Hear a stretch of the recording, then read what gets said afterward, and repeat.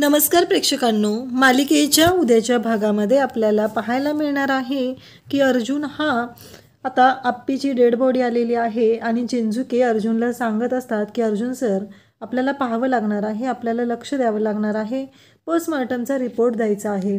त्यावेळेस अर्जुन म्हणतो की चिंजुके काय सांगताय तुम्ही, हे सगळं कसं शक्य, सांगा ना मला, माझ्याच बायकोचा पोस्टमॉर्टमचा रिपोर्ट मी करू, माझ्याच बायकोच्या पोस्टमॉर्टम रिपोर्टवर मी सह्या करू, मी ऑर्डर देऊ, कसं शक्य आहे। तेव्हा चिंचुके सांगतात की अर्जुन सर, ही ड्युटी आपली साहेब, आपल्याला करावं लागणार आहे, कारण काही झालं तरीही हे महत्त्वाचं आहे असं तो सांगत असतो। आणि मग एकदा पाहावं लागणार आहे, आपल्याला स्टेटमेंट द्यावं लागणार आहे, अर्जुन सर असं खचून चालणार नाही असं चिंचुके अर्जुनला सांगत असतो। मग चिंचुकेने सांगितल्यानंतर अर्जुन लगेच तिथे जातो आणि ती बॉडी पाहण्यासाठी गेलेला असतो, कारण बॉडीची ओळख पटणं गरजेचं असतं, म्हणून चिंचुके तिथं गेले। चिंचुकेला सांगून अर्जुन तिथं पोहोचलेला असतो। अर्जुन त्या चेहऱ्यावरचं कापड बाजूला सरकवतो आणि त्या क्षणी अर्जुनला धक्का बसतो, पण अर्जुनने इथे पूर्ण चेहरा पण नीट पाहिलेला नसतो। अर्जुनला मोठा धक्का बसतो आणि अर्जुन मात्र पाहतच राहतो, कारण काहीही झालं तरीही त्याने अजून व्यवस्थित बॉडी पाहिलेली नसते, ती आप्पीच आहे याची खात्री पटलेली नसते आणि अर्जुन मात्र ओरडतच बाजूला जातो। अर्जुन बाजूला गेलेला असतो आणि त्याच वेळेस तो कोसळतो, तो रडायला लागतो, तो घाबरतो। त्यावेळेस अर्जुनची ही अवस्था पाहून चिंचुकेला कळतं की अर्जुन सरांना काहीतरी कळलेलं आहे। एवढीच गोष्ट चिंचुकेच्या लक्षात आलेली असते आणि अर्जुन इकडे कोसळलेला असतो, तो ढसाढसा रडत असतो। त्यानंतर आपल्याला पाहायला मिळतं की इकडे स्वप्नील सर रडत असतात, कारण टी व्हीवरती जी बातमी त्यांनी पाहिलेली असते त्यातच कळलेलं असतं की त्या ठिकाणी एक लेडीजची डेड बॉडी सापडलेली आहे आणि त्यांचं वय हे अपर्णा मॅडमशी मिळतं जुळतं आहे हे लक्षात आलेलं असतं। आणि त्याचबरोबर इकडे स्वप्नील सर रडत असतात। त्याचवेळी रुपाली तिथे येते। रुपाली म्हणू लागते की अहो, असं खचून नाही चालणार, लक्षात येत नाही आहे का तुमच्या, काही झालं तरी आपल्याला खंबीरपणे उभं राहणं गरजेचं आहे, काहीही असलं तरीही आपण खंबीरपणे लढणं गरजेचं आहे, तरच हे सगळं होऊ शकतं असं स्वप्नील सरांना रुपाली सांगत असते। मला सांगा, तुम्ही असं लगेच धीर का खचून सोडून देताय, कारण काहीही झालं तरीही आत्ता आपल्या हाती काहीच लागलेलं नाही आहे, मग आपण अचानक असा निर्णय घेणं चुकीचं आहे ना। आपल्याला ठरवलं पाहिजे नक्की काय करायचं आहे, कशा पद्धतीनं गोष्टी मॅनेज करायच्या आहेत। अहो, आपल्याला अपर्णाबद्दल असं काहीच कळलेलं नाही आहे। तेव्हा स्वप्नील सर म्हणतात की काय ठरवायचं राहिलं आहे सांग ना, तिथं डेड बॉडी सापडलेली आहे आणि तरीही आपण या आशेवर राहायचं की अपर्णाबद्दल आपल्याला काहीच कळलेलं नाही, कसं शक्य आहे सांग ना तू हे, कारण काहीच होऊ शकत नाही आहे, लक्षात येते का तुझ्या, असं म्हणत स्वप्नील बोलत असतो। रुपाली म्हणत असते की अहो, असं करून कसं चालणार आहे, आपल्याला खंबीरपणे लढावं लागणार आहे, खंबीरपणे भाऊजींच्या पाठीशी उभं राहणार गरजेचं आहे, अमोलचा विचार करणं गरजेचं आहे। तेव्हा स्वप्नील सर म्हणत असतात की कसं राहू सांग ना मी, कारण काहीही झालं तरीही अपर्णाने मला जगायला शिकवलेलं आहे, माणुसकी दाखवलेली आहे, अख्खं असगाव आप्पीकडे पाहून जगत आहे आणि आता हे काय, कितीतरी मुलं तिला आदर्श मानून पुढे चाललेली आहेत आणि आपण काय करतो, हे सगळं हे बोलणं चालू असतं। आणि त्याचवेळी इकडे आता अर्जुन इकडे दीप्या आणि मोना बोलत असतात। दीप्या आणि मोना यांचं बोलणं सुरू झालेलं असतं।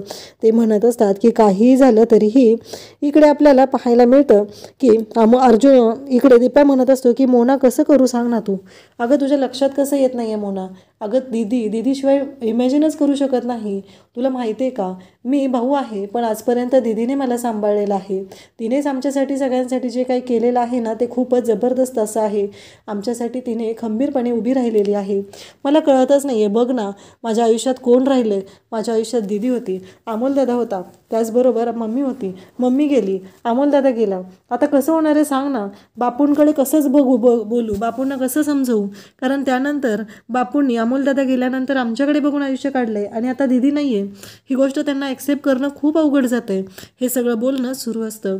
आणि त्याचवेळी तिथे बापू आणि कदम बसलेले असतात। बापू रडत असतात, कदम म्हणत असतात की बापू, असं नका करू, तुम्ही असं हातपाय गाळू नका, असं चालणार नाही, काहीही झालं तरीही तुम्हाला खंबीरपणे उभं राहणं गरजेचं आहे बापू, या घराला आपल्याला सांभाळायचं आहे, या घरामध्ये ज्या गोष्टी घडत आहेत त्या आपल्याला समजून घेणं गरजेचं आहे, हे सगळं बापू सांगत असतात। बापूंना कदम समजवत असतात, सांगत असतात। कदम म्हणत असतात की काही झालं तरीही आपल्याला असं खचून चालणार नाही। इकडे अर्जुन रडत असतो आणि त्याचवेळी चिंचुके तिथे येतो आणि चिंचुके म्हणतो, काय झालं साहेब, काय दिसलं का, काही कळलं का असं चिंचुके विचारत असतो. तेव्हा मग अर्जुन भानावर येतो आणि त्याच्या लक्षात येतं की बरोबर आहे, कारण काहीही झालं तरीही ही गोष्ट आपल्या लक्षातच येत नाही आहे की नक्की काय आहे. मी कसं बघू सांग ना, तू असं कसं म्हणतोस, असं म्हणत अर्जुन बोलायला सुरुवात करतो. चिंचुकेला म्हणत असतो की मी गोष्टी कशा पद्धतीने मॅनेज करू मला कळतच नाही आहे. काय करू सांग ना, मी घरी जाऊन काय उत्तर देऊ अमोलला, अमोलशी कशा पद्धतीने बोलू, हे सगळं अर्जुन बोलत असतो. आणि त्याचबरोबर अर्जुनने आता ठरवलेलं असतं की आता जाऊन बघावं लागणार आहे. चिंचुके म्हणत असतात की काय दिसलं का साहेब, पण अर्जुनने चेहराच नीट बघितलेला नसतो तर काय दिसण्याचा प्रश्नच येत नसतो. अर्जुन फक्त रडत असतो. अर्जुन म्हणत असतो की मला कळतच नाही आहे की गोष्टी कशा पद्धतीने मॅनेज करायच्या आहेत, नक्की काय करू मी, हा प्रश्न पडलेला आहे. हे सगळं अर्जुनच्या लक्षात आलेलं असतं आणि अर्जुन मग आता पुन्हा तिथे पाहायला जातो. त्यानंतर आपल्याला पाहायला मिळतं की इकडे जीजी बोलत असतात. जीजींकडे त्यांचा तो कार्यकर्ता आलेला असतो. कार्यकर्ता म्हणत असतो की आज 8 दिवसानंतर अपर्णा मॅडमबद्दल बातमी कळलेली आहे. काही झालं तरीही आता महत्त्वाची गोष्ट आहे. आणि मग जीजी म्हणत असतात की बरोबर आहे, आपल्याला जे आडवा जातो त्याला आपण कापतो, कारण काहीही झालं तरीही तिला मी सांगितलं होतं तू मापात राहा, पण तिनं ऐकलेलं नाही आहे. मग तिला कापणं गरजेचंच होतं, तिला आडवं करणं गरजेचंच होतं.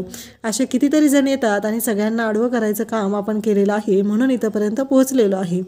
काहीही झालं तरीही त्यांना आडवं करणंच गरजेचं होतं आणि ते केलंच पाहिजे. हे सगळं बोलणं सुरू असतं आणि जीजींचा कार्यकर्ता म्हणत असतो की साहेब काही झालं तरीही आता एक महत्त्वाची गोष्ट आहे, ती म्हणजे तुम्ही काही करून एक जबरदस्त अशी पार्टी दिली पाहिजे, कारण तुमच्या मनाप्रमाणे काम झालेलं आहे आणि पार्टी तर झालीच पाहिजे, असं तो बोलत असतो.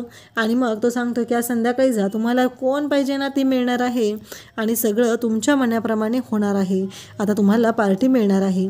इकडे अमोल आलेला असतो आणि अमोल बोलत असतो. तो कदमांना म्हणत असतो की अहो तुम्ही जेवलात का आजोबा, तुम्ही काय करताय, अहो जेवणं गरजेचं आहे, तुम्ही जर जेवला नाहीत तर कसं चालेल, काहीही झालं तरीही तुम्हाला जेवणं गरजेचं आहे, असं तो सांगत असतो. आणि त्याचबरोबर इकडे अमोलला ते म्हणत असतात की हे बघ अमोल, अरे काय बोलतोस तू हे. अमोल म्हणतो मम्मी आई येणार आहे ना, अप्पूमा येणार आहे ना माझे, मग ती आल्यावर आपल्याला पार्टी करायची आहे, मस्त तिचं सेलिब्रेशन करायचं आहे, त्यामुळं तुम्ही जेवणं गरजेचं आहे, असं तो सांगत असतो. आणि त्याचबरोबर तो म्हणतो की मला बाबांशी बोलायचं आहे, मला बाबांना फोन करायचा आहे. तर इकडे कदम त्याला समजवत असतात, कारण कदमांना ती न्यूज कळलेली असते आणि ती न्यूज जर इकडे अमोलला कळली तर अवघड होईल, म्हणून कदम अमोलला समजवत असतात आणि अमोलला म्हणत असतात की काही झालं तरीही अरे नको फोन लावू. पण अमोल मात्र ऐकायलाच तयार नसतो.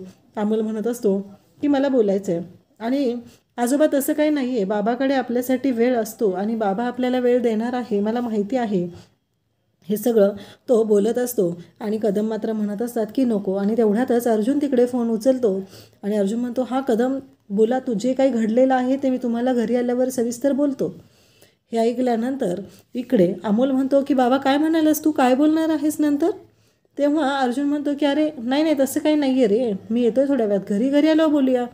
तेव्हा अर्जुनच्या डोळ्यातून पाणी येत असतं. तेव्हा अर्जुनला अमोल सांगत असतो की बाबा काळजी करू नकोस तू, अरे अप्पूमा येणार आहे आज, तुला माहिती आहे ना, नको टेन्शन घेऊ तू, आणि माहिती आहे ना तुला, आपल्याला सोडून कधीच राहू शकत नाही, असं तो बोलत असतो. आणि अर्जुन म्हणत असतो की अमोल शांत हो बाळा. आता अर्जुन नक्की त्याच्या हाती काय धागेदोरे लागणार आहे, तो अप्पीला घेऊन कसा पोहोचणार, हे आपल्याला पुढे पाहायला मिळणार आहे. अशाच अपडेटसाठी चॅनलला सबस्क्राईब करा. थँक्यू.